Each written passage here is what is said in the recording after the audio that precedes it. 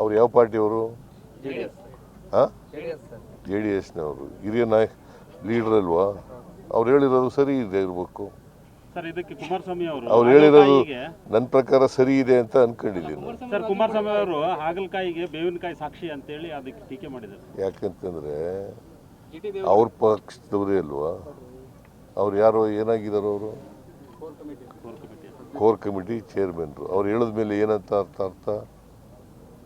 ಹಾಂ, ಏನ್ರಿ ಅರ್ಥ? ಅದು ಮಾತಾಡಲ್ಲ ನೀವು.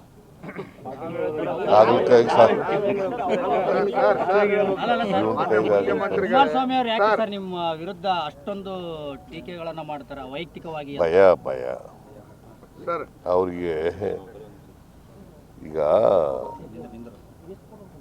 ಭಾರತೀಯ ಜನತಾ ಪಕ್ಷ ಇರ್ಬೋದು, ಕಾಂಗ್ರೆಸ್ ಇರ್ಬೋದು, ಅಲ್ಲ JDS ಇರ್ಬೋದು, ಎರಡು ಪಕ್ಷದವ್ರಿಗೂ ನಾನು ಅಧಿಕಾರದಲ್ಲಿದ್ದರೆ ಅವ್ರಿಗೆ ಅವ್ರ ಪಕ್ಷಗಳು ದುರ್ಬಲ ಆಗ್ತವೆ ಅಂತಕ್ಕಂಥ ಭಯ ಅವ್ರಿಗೆ.